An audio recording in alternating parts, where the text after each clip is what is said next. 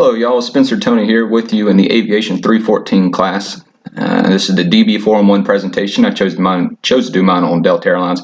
Professor Ballater, no offense to you. I know you fly with United, which is awesome, but the only reason I chose Delta is because my stepmom works for Delta, so we know a little bit about it, and I'd like to one day fly for Delta. I think that'd be pretty cool.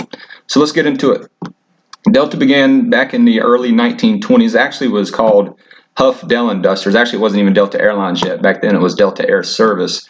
And point my mouse here. Over here on the right side, this is Mr. Call-It Woolman himself. And in the bottom right corner, this is one of their planes with the logo Dell & Dusters. And if you like you read here, Woolman bought out Huff Dell & Dusters, and that's when it became Delta Air Service, and he incorporated it back in December 3rd on 1928. And in the later 1920s, Delta offered their first trip from Dallas, Texas to Jackson, Mississippi. A little more down the line in the 40s, and that's when Delta Airlines actually became Delta Airlines, no longer Delta Air Service. And a cool fact I want to share with you guys here is when the National Safety Council recognized Delta for more than 300 million passenger miles over 10 years of flight without any fatalities. So I thought that was really cool. And then in the later 1950s, that's when Delta Airline, they were the first airline to launch the Douglas DC-8 jet. And I provided it right here for you guys in the bottom right corner.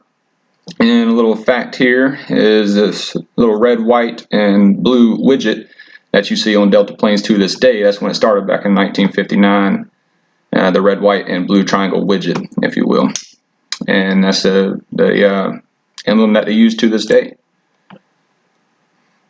And then in 1966, unfortunately, that's when Mr. Woolman dies, and then Dolson takes his place as a second CEO of the crop dust, and the crop dusting ends up stopping. So in 1966, when Dolson took over after Mr. Woolman, then they no longer have the commercial agricultural services anymore. And then in 72, that's when Northeast Airlines merges with Delta. 75, then in 1975, Delta Air began the Express, and that's just a little more fancy flying, if you will. And in 78, with the pass of the Airline Deregulation Act, that's when Delta began their first transatlantic service from Atlanta to London. And in 84, Delta Connection began. For you that don't know about the Connection or regional airlines, they're typically the ones that get you from the airport you fly out of to the hub, if you will, and then from the hub, the major airline will take you to your final destination where you ended up wanting to go in the first place. And then in the 1990s, Delta becomes a global carrier with Northwest Airlines, and that's when they merged with TWA, and they became what was known as the Worldspan Travel Information Services. If y'all haven't seen the movie American Made with Tom Cruise, I highly recommend it. I just thought it was funny when I read this fact about Delta TWA. The first thing that came to my mind, that's who Tom Cruise was flying for in the movie. Great movie if you guys have time to check it out. In the early 2000s, board member Gerald Greeston, he becomes the 7th CEO, and I thought it was another cool fact here that he ended up granting approximately 15% of stock to employees in the first airline. Then it also became the first airline to have onboard Wi-Fi as well. And we're going to get into some stocks here in a second. And finalizing up with the history and to the present day, now the current CEO of Delta is Mr. Ed Bastian. I think it was May 2nd of 2016 when he became the CEO, and is currently to this day the CEO. And in the same year, he pays employees $1.5 billion in profit sharing. That's the most in U.S. history, so I thought that was a really cool fact. In 2017, Delta reports a record little over $6 billion in pre-income tax. So that was a record year for them.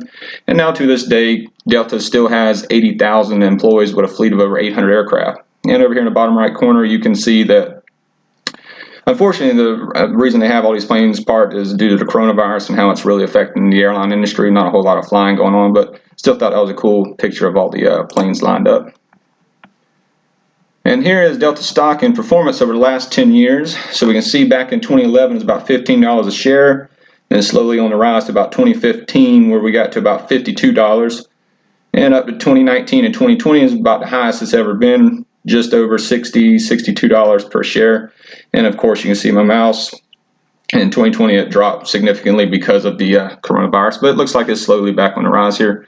And then at the bottom here, this link, if you guys can see it with my mouse, this is actually the CEO, Ed Bastian, speaking about the company's stock and performance. So if you guys want to hear the CEO speak about Delta and their stock, y'all can click on that link and check that out. And here is Delta's most recent Form 10K. This is a picture of the first page. It's 147 pages. And over here is the link to that form. So all you gotta do is highlight this, put it in your copy that URL, and then go check out the Form 10K. And this is, like I said, for 2019, the most recent 10K annual report. And here's the works cited. If y'all guys want to check out some more information on Delta, this top one is like the huge timeline where I got all the information from. It's their page where they made it, so it's really in-depth and some good facts there.